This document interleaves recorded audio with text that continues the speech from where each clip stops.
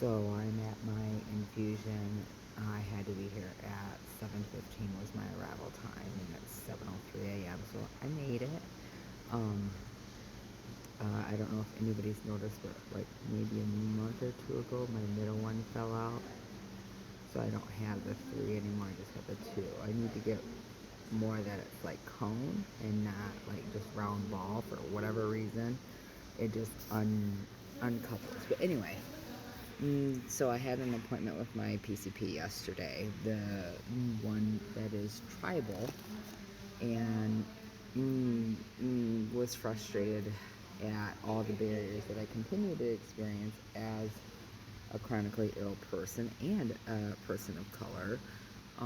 Person of color includes indigenous, black, and brown people.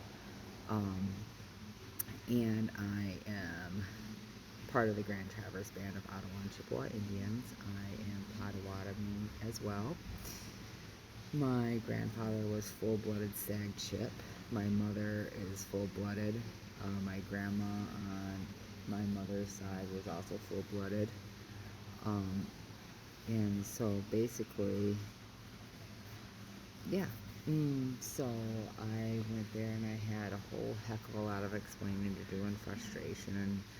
And doctor was like, as a family doctor, I don't feel comfortable writing prescriptions for IV hydration and central port or a port.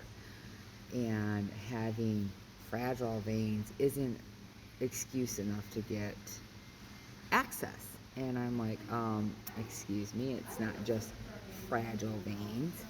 And then I explained some of my history in Portland when I was there. Yeah, I was hospitalized for an infection and I had 5 days, 4 nights of IV antibiotics in a round the clock epi. And I blew 9 IVs. The next hospitalization I had, which was 6 or 8 months later, I blew 5 IVs. And then every subsequent hospital, I've blown either 4 or 2. That one was 4, and then there was 2, and then this last time 4 in May 9th to the May 16th. And at IV hydration itself, I have blown at least 2 to 3 IVs each week. And they're like, man, why don't you have a port? I even get at my blood draws. Why don't you have a port? I'm like, if you could find me a provider that would write it, I did find a provider who would write it, but he's out of state. And none of the hospital systems here in the state of Michigan will accept it. And then my new PCP was like, that doesn't make any sense because, like, if you go to Mayo Clinic, for example, which Mayo accepts for anybody in the ever-loving world can go there, and you need a biopsy. They don't expect you, sorry, it's getting loud. They don't expect you to travel all the way to Rochester, Minnesota, to the Mayo Clinic for a biopsy. They'll send it locally, and the local hospital will do it. So I understand what she's saying, but I haven't either found an interventional radiology or a hospital system who will accept orders from Illinois. So it's frustrating. Also saw some of my diagnoses and I was misdiagnosed with something, and she was like, you're not seeing a psychiatrist, you're not on any medications, you don't have this, you don't have that. And I'm like, she's like, well, are you in therapy? And I'm like, yes, I'm actually in therapy. I've been in therapy twice weekly, only recently started back up twice weekly. But when I was dealing with the domestic violence and the divorce, I was going twice weekly, but it worked against me in the court because the judge was like, instead of saying, oh wow, you're somebody who cares about your mental health and not fucking your kids up, he was like, well, neither one of you are good mental health. I'm not psychotic. I'm not harming our kids.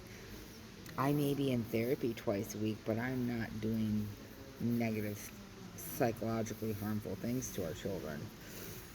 And admitting it in open court via letter. But anyway,